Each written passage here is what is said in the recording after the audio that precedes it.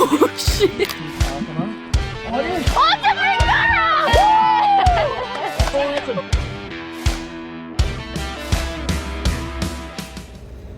Welcome to the Taj Mahal. Hey guys, welcome back. Welcome. Welcome to our story time. Yeah, we just thought we'd let you all know what's been going on. We haven't even shown the rooftop tent yet. No, we haven't. We'll do a little tour. We will. We're also at a servo, so like mind the noise. Yeah, we are at a service station. Just a free camp for the night, and there's lots of trucks and everything parked around. But yeah, we just thought we would give you a little story time about what's been going on and why you haven't heard from us for a little bit. Yeah. We've had a few dilemmas, but yeah, we'll just kick it off, I suppose. Get straight into it. Yeah. They're just all normal road trip dilemmas, I suppose you could say. I don't know about this one. So it all starts when we found an abandoned car. Yeah. So we stayed. We'll take you back. We stayed at. We've been staying in Broome, and then we'll go to Langy's Crossing, which is on the Fitzroy River in WA. So we stayed there the night. It was all right. Didn't end up getting any fish, and I just thought to myself at 4 o'clock in the afternoon that I will go down to where you can drive across the bridge, where you cross the Fitzroy River to get from Derby to Broome. And so I just didn't realise that you could drive down there. There's a picnic area. Tunes. So I didn't realise there was a picnic area, and I've jumped off the bridge with my fishing rod, went down there to see if I could catch myself a barramundi. I was left in the car, Yeah. just chilling. Tom was calling for so long, but I'm like, oh, he's fine. Oh no, we can't film if there's a song in the background. Can turn the music down. Okay, we're back. Some guy just pulled up and started playing really loud music. Yeah, so anyway, I'll start at So you've where gone down. I jumped off the bridge, Yeah. So I've jumped off the bridge, went down there for a fish, didn't end up getting any barra. I come across, I was talking to myself, of course, I was filming myself with my phone, and then I seen the top of a van, and I was like, wow, someone's been watching me this whole time talk to myself. Yeah, it's a little bit embarrassing, but anyway. So I didn't think anything of it. I walked over to the van and there was stuff everywhere. At first I thought, rightio, someone has got stuck there because the van was bogged fairly deep in the sand, and someone had come past and just broken in and ransacked it, and I thought, oh, whoever owns the van will be back for it, and I'll just say like people have obviously ransacked the van.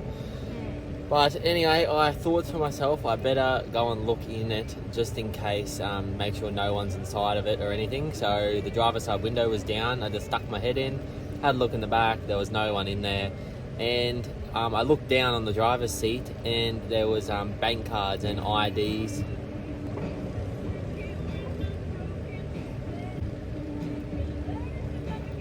We don't care about music. We will just get copyrighted, so we won't be able to upload the video. What are the chances that someone would show up here and start playing really loud music? Righto guys, so the music is off now. Yeah, so I seen the van scattered everywhere. I found the IDs on the front seat, and I looked at it, and it was a girl from Spain. And I thought to myself, I better look her up on Facebook just to let her know that, just to be sure, like, oh, your stuff's everywhere if your van got stuck down here. Because turns out it's a picnic area. But you can like keep driving down the picnic area, and it like goes off the track into the sand. Also, you thought it was really sketchy Yeah. as well. Like Tom was a bit worried that like someone had been murdered or something. Yeah. So he's filming, like worried that he's gonna get murdered, worried that someone's been murdered, and I'm just like oblivious in the car, no service, no way to message him. Yeah, it was a little bit sketchy. Like there was stuff everywhere, like knives and then bottles in the water and stuff, and it was just weird. So I called the police as well because I thought I'll just report it, just in case no one knows about it. And the lady who owns the van actually texted me back, on Facebook, and said that no one had any idea where it's gone, and that I've just found her van that got stolen the night before. Yeah, So- the night before. Yeah, so I was basically told her where it was. It took a little bit for her to understand where it was because she's not from here. And anyway, I just said, call the police, let them know. I said, if you need any more help with it, just message me back like anything. And anyway, long story short, it was roughly about $2,500 for her to get the van picked up and taken back to Broome, where it got stolen from. Which is crazy. It is, yeah. And being $2,500. normally a foreign traveller or something, like you don't have just even like Yeah. we wouldn't even want to give $2,500 spare. away. So anyway, She I was don't so, know. the girl was so sweet. She was, Poor yeah. thing. And She's by herself. yeah. So just me being me, I messaged her back and basically just said if she pays for my fuel, it's 180 k's or something, I think, from where we were. I said that I'll go and recover your van, check it all over, fill it up with diesel, and we'll try and get it home, providing that it's still okay. So yeah, the next day, 7 o'clock in the morning, off we went. George stayed at the caravan park and swam in the pool. Yeah. And yeah, we just hooked in. Went and got the van out, checked it all over, make sure no one had done anything silly like put sand in the fuel tank or anything like that. It was a bit more challenging to get out than I thought, but we definitely did get it out. And nearly all of her stuff was still in there, which was amazing. A camera, speakers, like all that stuff was still in there. So I'm not too sure what they It's wanted. like they just stole it to drive home. Yeah. And I believe that it was one person, because the passenger side door was locked and the window was up, and the driver's side door, the window was down, and obviously it was unlocked. But and she had the keys. So yeah, I messaged her and said, like, how are we going to get going? And she said, I have all the keys. So she had she had 2 sets of keys for the car, the main one and the spare. So even she has no idea how they stole it. But yeah, so she was very grateful that we got the van out. So after getting the van out, checking it all over, I said to her, basically, you go in front, I'll follow behind, just to be sure that it doesn't stop or anything. And yeah, so we took off out of there. I was in behind, and we drove, because I wasn't towing the boat or anything. On the way there, I could finally do 110. So I had my car in 6th gear and just cruising along. Anyway, pulled her out and everything. And on the way home, I've gone to put my car in 6th gear and it has disappeared. So some of the teeth have broken off 6th gear somehow, and yeah, it was basically just grinding when you put it in 6th. A bad noise. Yeah, I even pulled over, got out, looked underneath of the car, thinking that something may have been rattling. And I was like, oh yeah, rightio, something's rattling.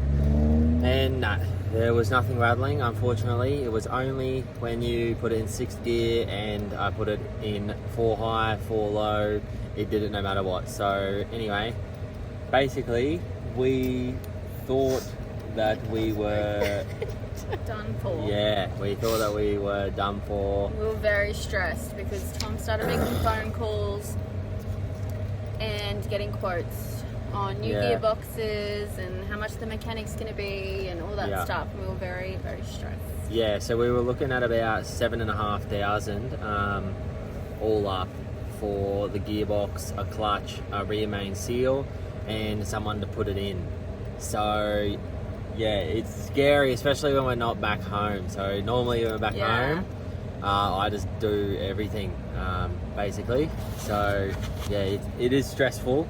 So yeah, after getting a few quotes and everything like that, and we decided that we don't want to spend all that money, and after talking to my dad for a bit, we come to the plan of flushing out the gearbox and just seeing what comes out first and seeing what we're dealing with, and then we'll go from there. So basically, flush the gearbox out, a couple little pieces come out of the teeth, and then basically it was just tiny, fine shavings. I run it through a rag and everything just to see what I could catch, and yeah, it was bugger all really. So I think I caught it just in time, basically straight away. As soon as I've heard the grinding noise when it was in gear driving, I'd never put it back in again. So I think that's what saved us. Once I put it in gear and heard the grinding noise, I didn't put it in there again. So I think that's what saved us. So yeah, basically flushed it out, filled it back up with oil, and we have been going for, touch wood, we have been going for how many K now? Probably like 800 or something. I'd say, yeah, so about 800 Ks, no more 6 gear. I don't use 6 gear. I use 5th when towing anyway. So we got the boat, so there is no more 6 gear. Apparently it's a common problem. Yeah, it is a common problem, yeah. Once you started researching. Yeah, so, yeah, a couple of my mates have even had it happen. So, yeah, it's basically just doesn't decide that it wants to be in there anymore. Yep. So, yeah. So that was very stressful. Yeah, we were happy once we flushed, once Tom flushed the gearbox and we felt like we could move on. So then we left and hopes were very high. All was well. We got to Cape Crawdon, is that how you say it? Yes. Cape Crawdon. Yeah, so Crawdon. Cape Crawdon, Cape Crawdon, I'm not sure. Got there and we saw manta rays. That was really cool, and we thought, let's put the boat in. We had like lots of marks that we wanted to go check out. Yeah, yeah. It was If awesome. only we and then, knew. So the weather come good for one day. It was blowing crazy. Weather come good for one day. We thought we'll send it out, you know. Got a couple marks off some mates that we met along the way.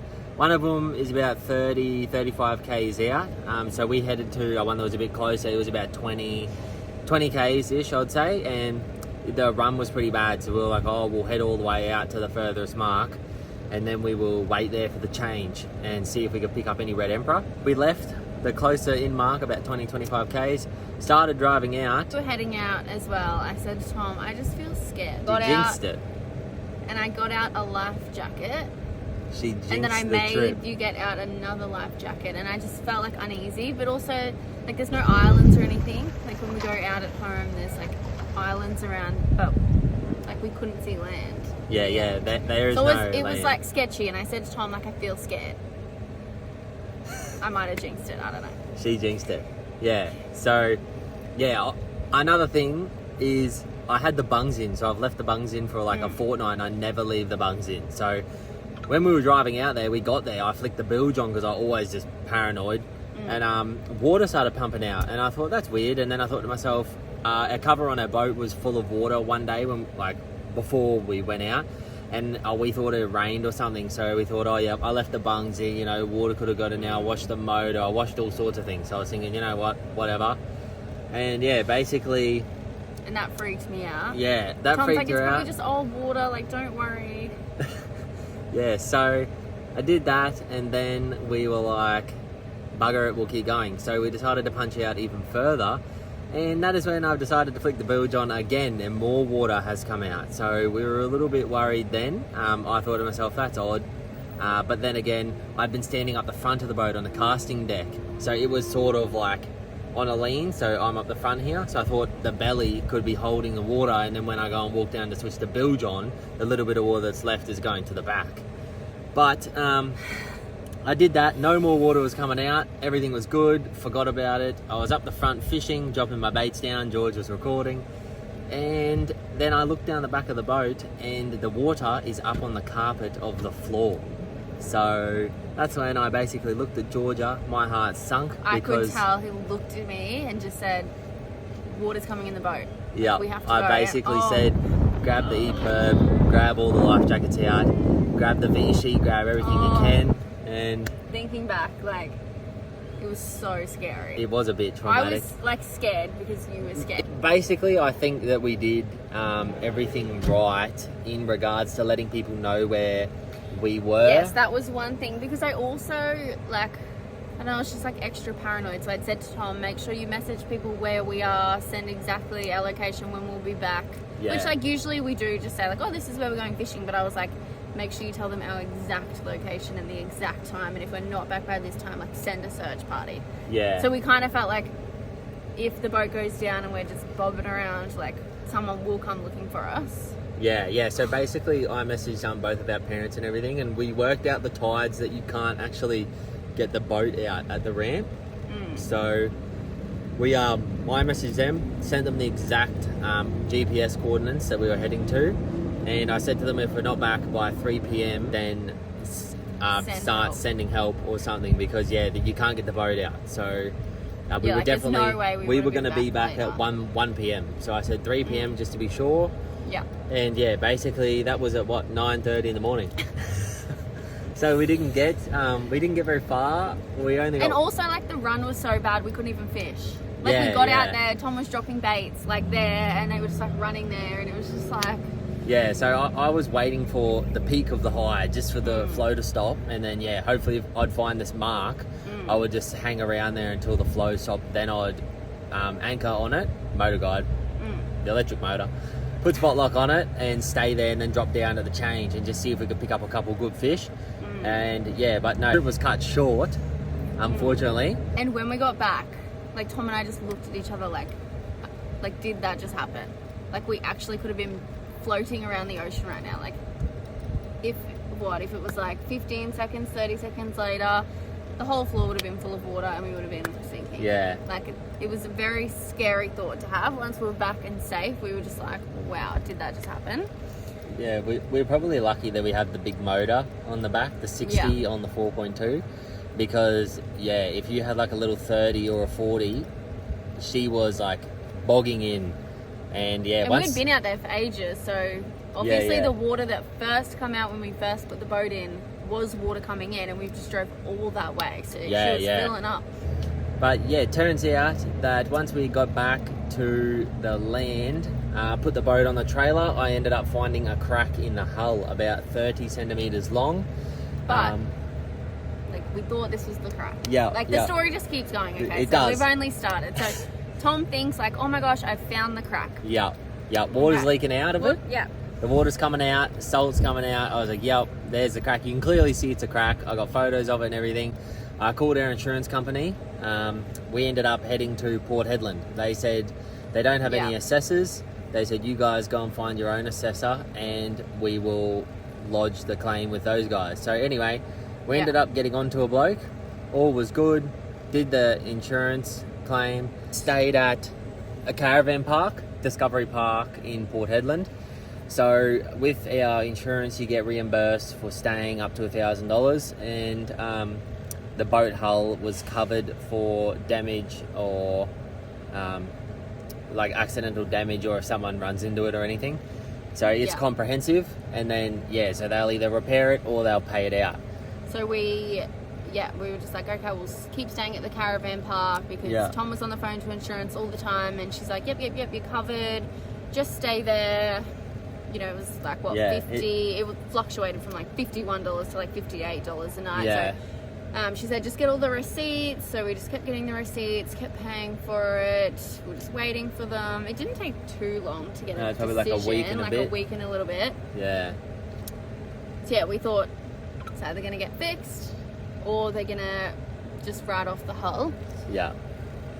Yeah, so, we waited about that long. I can't remember how much money we spent. We spent a fair bit staying there. It was like $500 or something. Yeah, about like $500-$600. Yeah, so in Port Hedland, it's not a bad place, mining town. There's not much to do.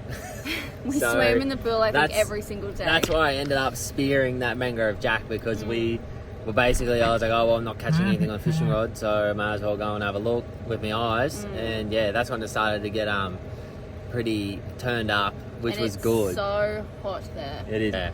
Yeah, so we get the phone call from the insurance. Yep, the guy calls me up and he says to me that yous are not getting the payout. Your claim has been rejected. Yeah, claim has been rejected. Told me to withdraw it because of it is classed as wear and tear, apparently. So we basically paid all that money to stay in Port Hedland instead of just getting the boat fixed, which the bloke that I spoke to, very helpful, he basically said that he could fix it that day that I brought it in. Yeah. So basically we just had to pay to get it fixed ourselves. So we were like, okay, well, we know exactly where the crack is. Yeah. The guy said, come in tomorrow, $800, and we will fix it. Yeah. So we ended up getting it cheaper.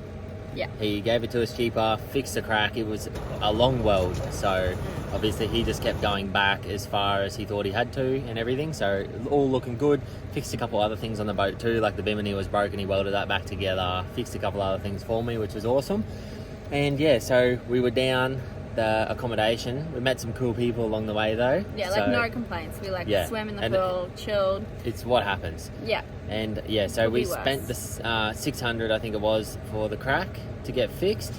And then we were all cheery, happy on the road so happy, again. Back on the road, let's go. We were off to Point Sampson. Yep, Point Sampson, yep. Yeah. So I have a couple more marks from a couple other mates that we met along the road again with some tree-up marks and everything like that. So we were ready to rock and roll. We stayed in Point Sampson. We found a good day. It was glass. It was 0.2 swell, no wind.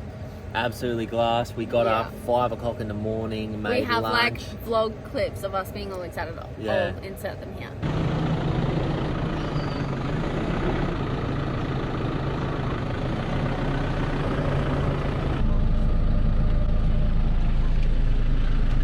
Morning. Morning. Rightio. We are going fishing. Yay. Thank God. Hopefully this boat stays above the water this time. We bought pilchards, a whole block of pilchards I still got. We bought all sorts of stuff. We packed lunch, we got ready, we took everything out of the boat. We were so excited. Yeah, we put the boat in the water, which was extremely difficult I'll as well. also insert clips of that. That was hilarious because the boat ramp was like so shallow. The actual ramp is like this, and then the tide, like they have another ramp, and it like meets like this, and the ramp's just like. So ended up taking the trailer off, pushing the whole show out into the ocean just so we could go. Bye. What a mission. Yeah. Back in action. No water in there yet. Touch wood. And because it was supposed to blow up a little bit in the afternoon, but nothing bad. So anyway, we get the boat in, jumped in, we're cruising out. I thought, you know what, this is good. I'm looking down the back because we're paranoid. So checking down the back, I see a bit of water, and I was like, that's odd. I was like, maybe there's just water, but I thought I had it up, and I tilted it up and left the bungs out for days and days just to dry out to make sure that there was nothing in there. And anyway, water. Sure enough, I turn the bilge pump on, starts pumping water out. And pumping water out. They're basically the exact same as what it was before. I put my hand over the water, drink some, salt water. And I was like, the crack's not been fixed properly. And so I was we thought the old mate did not fix the crack properly. Yeah, that's salt water. And it's leaking again, full of water. How good is that? You hate being a Debbie Downer, but it's just so disappointing. You pay all that money and it's not fixed. So we basically were like, wow, the crack hasn't been fixed properly. We put it back on the trailer, but we did think maybe the bungs, because one of the bungs, they look fine, but you know, you're always trying to talk your way into saying it's something that's not as difficult or something. So we're like, it's the bungs. So we pull the boat out, look at the bungs, nothing wrong with the bungs. I've never ever had a problem with the bungs. Yeah. And yeah, basically we were like, wow, the crack hasn't been fixed. And yeah, so we took the boat. Oh, we're gonna have to drive back to Port Hedland and get him to fix it again, or do we just get our money back? Like, it's just all these big decisions. And if you travel, you just know, like, if the car breaks, you're like, what do we do? How much is it gonna cost? How long is it gonna take? Like, where are we gonna sleep if they have the car? Like, it's just so stressful. We basically thought the crack hasn't been fixed. We'll take it home first before making any phone calls, before talking to anyone about it, and we'll check for ourselves. So we went there, filled the boat up back at the caravan park at Point Sampson. A lovely place, by the way. Yeah. And no water is coming out of the crack.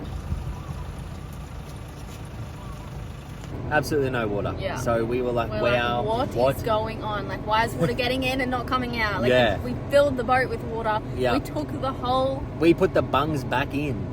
And we put it on an angle just to check it wasn't the bungs. Nothing. No water was leaking out. Like, what is going on? So basically, George said, pull up the floor. So we pulled up the floor. Yeah, I think so. I'm so smart. I don't know. Anyway. Yeah, so we pulled up... Can you pull out a new boat?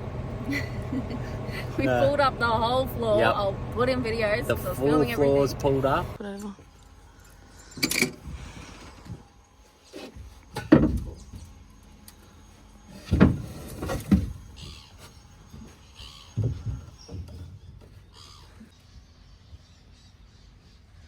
Yeah, we'll We went ham and we were like, bugger it, put the bungs back in and we're going to dunk it back in the water and we're going to see where this is coming in. Yeah. Anyway, we dunk it back in the water, looking around at the crack, and water starts coming. Where the water crack started to was. fill up where the crack was, but it wasn't coming in. The water was just rising. Tom's like, and we were like, what is going on? Could not figure it out. And then you made me stand on the back step to like level it out. And I was looking down, water rushing in underneath my seat. Underneath where Tom's seat usually is. So, basically water was, we'll show you a video. Yeah. Water was just absolutely coming in, heaps and heaps. You'd push on it and it would just go just in. So anyway, we took it, put it back on the trailer, figured it out, took it back to the caravan park, lifted up the boat a little bit, and there's a hole about the size of your pinky fingernail in the bottom of the boat. And it's super thin, exactly where the skid has been sitting.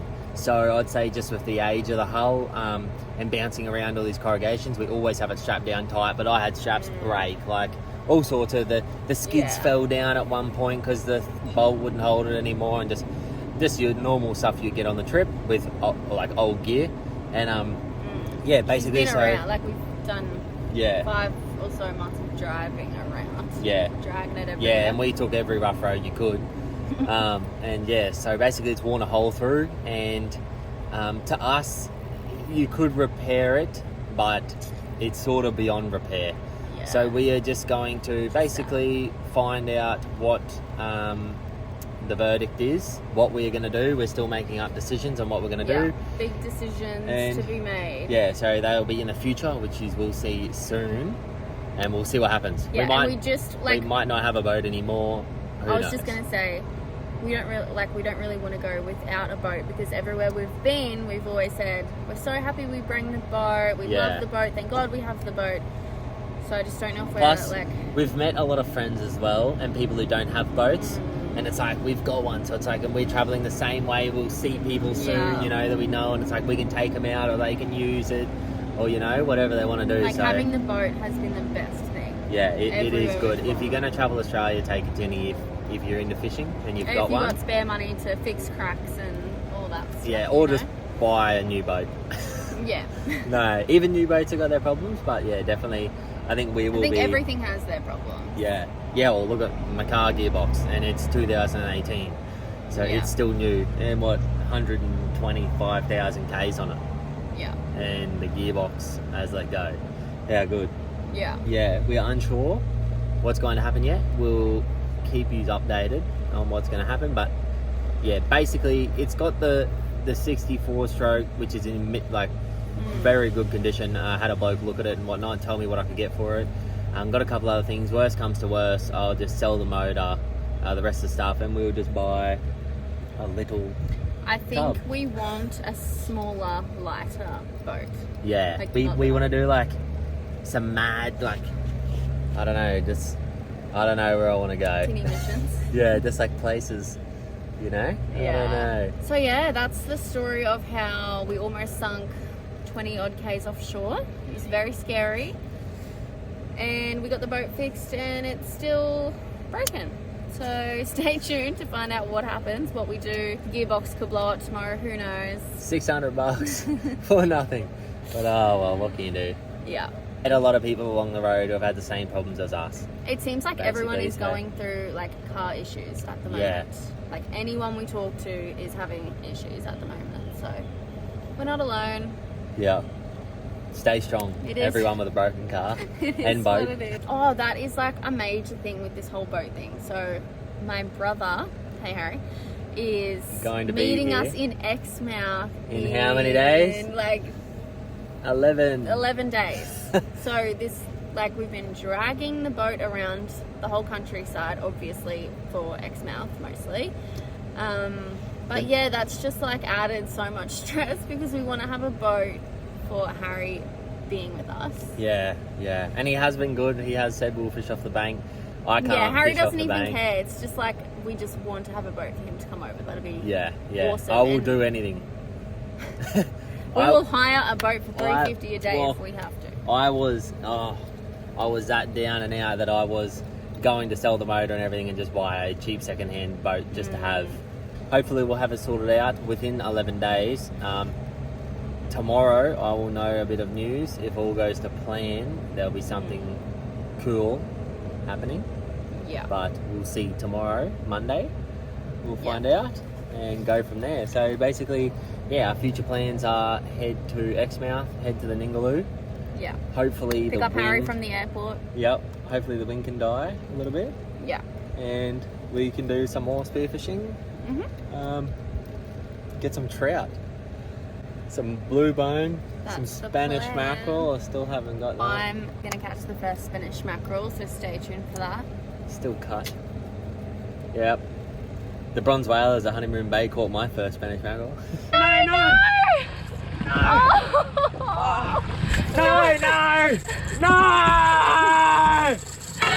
He got my Spanish mackerel! They're winning at the moment. Oh, yeah. Damn, I forgot all about that. That hurts. Basically, that was just a little story time about what has been going on in our life at the moment, travelling on the road. We'll have a couple other videos hopefully coming up soon about how much we spent. We'll wait till after we solve the boat problem and we'll add that in there. Yeah. We'll have a little video in the future about what we spent. A couple more reviews about our gear that we've had. We've got another. Oh yeah, we've added a few things. Freezer drawer. Yeah. Which we'll talk about.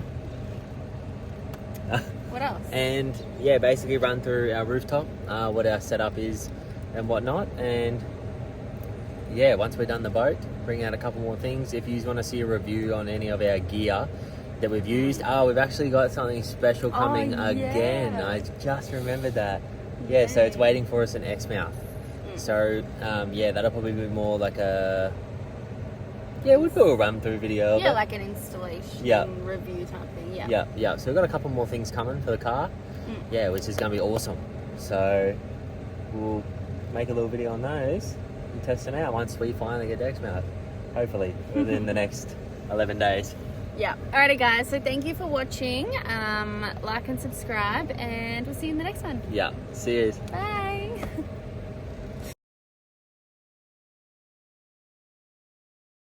And my support pillar and my support wall. So many flies in WA. No, don't start. Hiding from the rooftop. Hiding from the rooftop tent.